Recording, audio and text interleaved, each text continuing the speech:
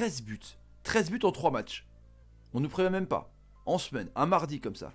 La Ligue 1, la violence, rendez-vous compte. Salut à tous, footeuses et footeux de la famille, c'est Thomas, fin du match entre Angers-Marseille. Dans ce choc, mine de rien de haut de tableau, c'était le 3e contre le 2e, 2-0. Les Marseillais sont inarrêtables. Franchement, Payet sur penalty, Payet qui fait une passe D pour Sanson.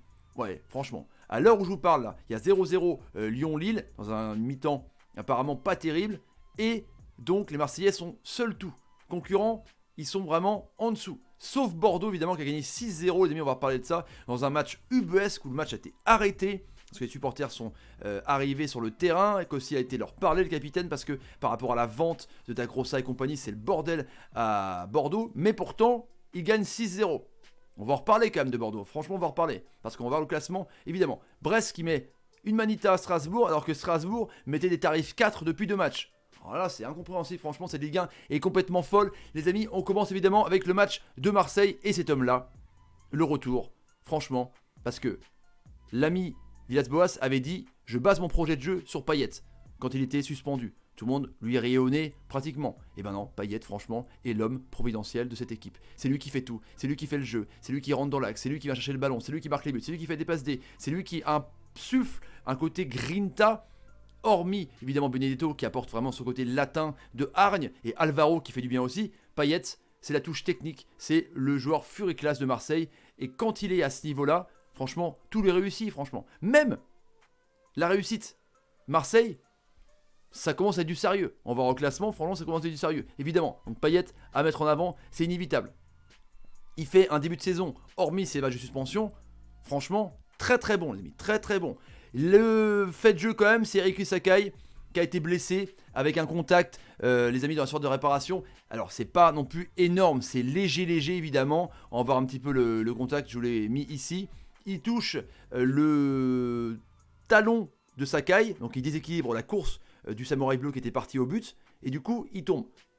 Le problème, c'est que du coup Sakai est sorti à la mi-temps, blessé visiblement, donc c'est la seule point noir du match évidemment. Le ballon au milieu de terrain, franchement, est maîtrisé par ces deux hommes, Sanson et Rongier. Faut en parler les deux, franchement. Faut en parler. C'est les deux artisans. Hein. Strootman est mieux, faut dire ce qui est. Même s'il a eu un carton jaune, il était un petit peu nerveux. Mais Rongier et Sanson, ils s'entendent comme des larrons en foire. Rongier est la recrue avec Villas-Boas de l'OM. Sans déconner. Hérault a fait peut-être quelque chose de bien. Mais Rongier, je vais pas dire que c'est l'âme de cette nouvelle équipe, mais il est partout, au four et moulin, techniquement. Il apporte de l'allant offensif, l'allant défensif, il vient prendre les ballons, et puis il bonifie les joueurs à côté de lui. Non, sans déconner, c'est du lourd. Les deux hommes là sont incroyables. Pourtant, évidemment, les Angevins ont dominé pratiquement toute la partie, contre le cours du jeu. Il y avait des bons joueurs qui étaient là, des bons joueurs de ballon, Mangani, Santamaria au milieu de terrain, il y avait des Capel, il y avait des Sadatube qui étaient monstrueux, mais ils se sont fait évidemment avoir par les Marseillais. Pourtant il y avait une très belle équipe d'Angers, encore une fois. Il a même fait rentrer Pavlovic en numéro 9 pour apporter un petit peu d'allant. Aleoui a eu des coups francs magnifiques de son pied droit. C'était une belle équipe angevine, mais qui est tombée sur une équipe avec plus d'expérience. Marseille a pas eu le ballon, 65-35, mais c'est comme ça en tout cas. En ce moment l'OM est inarrêtable, Angers, ça ne change rien, évidemment, à leur début de saison, cette défaite. Ils ont dominé en possession. Ils sont tombés sur une très bonne équipe de Marseille, pragmatique et réaliste. C'est comme ça. Marseille, franchement, a deux visages qui peut être énorme à domicile et jouer le contre à l'extérieur. Alors franchement, s'ils arrivent, évidemment, à faire tout ça, c'est assez incroyable. Allez, on passe, évidemment, à un autre match intéressant. Évidemment, c'est Batokyo. Alors, le revenant, je savais qu'il jouait en Ligue 2 beaucoup, mais là, il n'était pas beaucoup titulaire avec Dalloglio. Le retour, comme ça, il met 3 buts. Avec Mendy aussi, donc un 5-0 à Strasbourg. Honnêtement, alors Strasbourg mettait 4 à l'extérieur contre les amis aminois, 4 chez eux aussi, et là ils prennent 5-0. La Ligue 1 est complètement folle. Du coup les Brestois, pour un promu, au classement, vous allez voir, se positionnent bien. Et puis il y a du jeu, comme on l'a vu, pas trop contre Marseille où ils avaient mis l'autobus, mais là franchement on voit le jeu à la Deloglio, ça joue au ballon, toujours le cadeau 3 avec Charbonnier et tout, même si le but de Batokyo où il trompe Matsel, c'est contré, il met un triplé, il est juste énorme. Franchement, Brest pour un promu c'est énorme. On va parler évidemment de Bordeaux. Le match est complètement arrêté, les supporters sont arrivés sur le terrain au début du match, il y avait 0-0. Et Costil, on a vu une scène de ouf. On va reparler de Maja après. Mais Costil, il a été voir les supporters qui étaient en colère évidemment parce que le club va mal en termes de projet. Parce qu'en termes de jeu et en termes de rendement, on verra au classement, ils sont là-haut. Et Paulo Sousa, avec un système très très technique à mettre en place, que les joueurs doivent dédoubler, doivent redoubler d'intensité, doivent faire des pressings à deux. C'est compliqué le jeu de Paulo Sousa, mais ça marche. Évidemment, les joueurs ont l'air de rentrer dans le moule du portugais. Mais les supporters sont pas contents par rapport au projet. Ils voudraient mieux, évidemment, parce que Bordeaux mériterait l'Europe tous les ans, évidemment.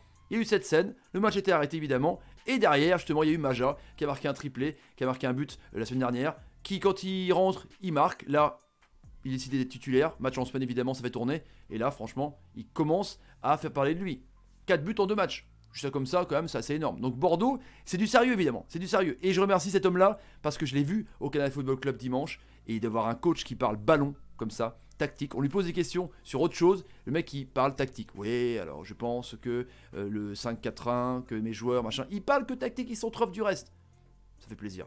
Ça fait plaisir, les amis. Alors donc, on va revenir sur le classement qui nous intéresse, évidemment. Ici. Paris premier. 2 matchs de moins. Les Marseillais à 2 points de Paris, certes, mais Paris a 2 matchs de moins, contre Nantes et contre Monaco le 15 janvier. Marseille 31 points, à 5 points de Bordeaux. Chut, ils éjectent tout le monde pour l'instant. Angers donc 4ème avec 24 points. Lyon, au moment où je vous parle, 23 points, 5ème. Montpellier 6ème 23 points. 7ème Lille 23 points. 8ème Nantes, 9ème Saint-Etienne. Reims 21 points, 10ème. Les matchs demain évidemment. Pour l'autre partie de tableau, les amis, on y va ici. Avec donc Rennes 21 points. Brest au goal average. On va voir ça ensemble, mais je pense qu'ils sont pas loin des Rennais. 2 matchs demain pour les Rennais, un contre Nîmes le 15 et demain contre Metz, Nice, donc contre Saint-Etienne. Et puis le reste, évidemment, les matchs. Si Nîmes qui n'a pas bougé, évidemment, qui prend une valise, ça va être compliqué pour les Nîmois. Ça va être compliqué pour les Nîmois, les amis. Strasbourg qui redescend un petit peu à la 4ème position à 18 points. Je vous retrouve tout à l'heure pour le débrief de ce Lyon-Lille. Partagez la vidéo, mettez le petit pouce et je vous kiffe de ouf. Et dites-moi ce que vous en pensez de Marseille, si c'est vraiment du costaud. Truc de ouf. Salut les amis, ciao, ciao, ciao. Truc de ouf, hein, franchement. Cette Ligue 1 est étonnante. Pourquoi je parle comme ça?